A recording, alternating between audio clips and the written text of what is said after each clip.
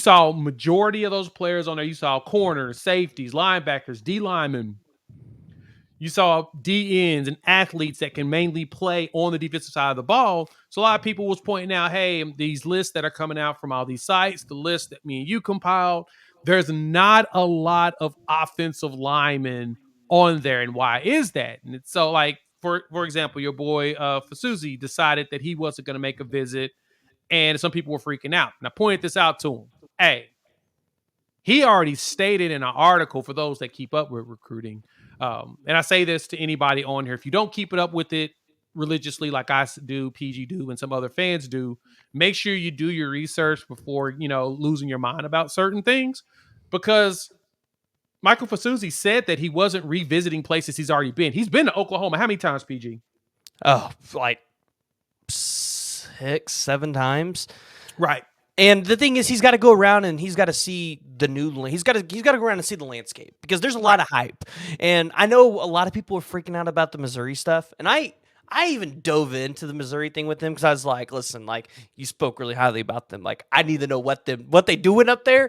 And I mean, really, it's just they just got a guy that really can have a good relationship. Like, he's really good at building that. So I mean, if you're an Oklahoma fan, you shouldn't really worry that much about Michael Fasusi. Like, he's got a really good relationship with Bill Bedenbaugh. He's been here a lot. He's got former teammates here. Like, and that's the key thing I wanted to point out, is that he's one of those players that been here a lot.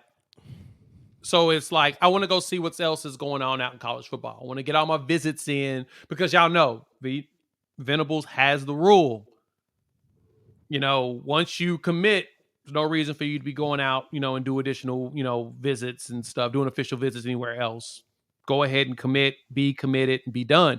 Go see college football. Some kids end up going to games here and there with friends, but a lot of them have conversations with the team and point out, hey, I'm just going to go to the game with some friends.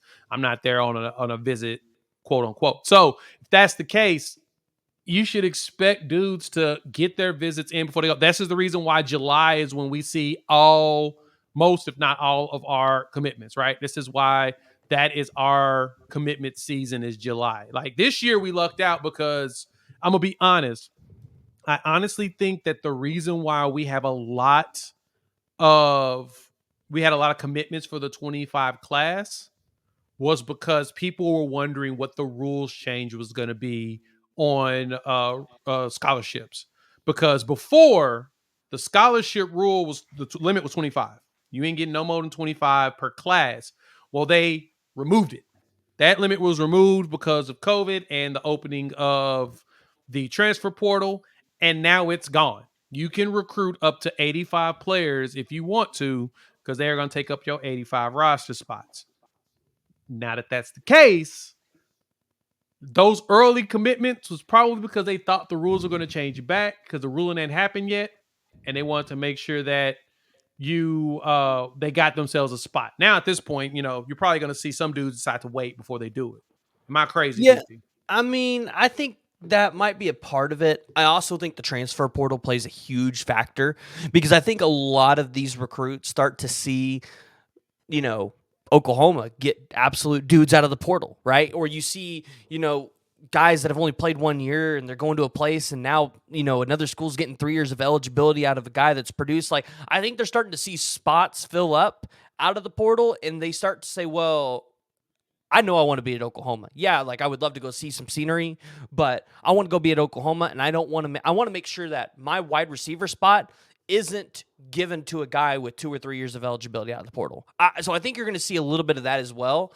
Now, a guy like Fasusi, I hate to say this, and I know people aren't going to like this, he's a 5-star offensive lineman. And it's going to be the same thing for defensive linemen.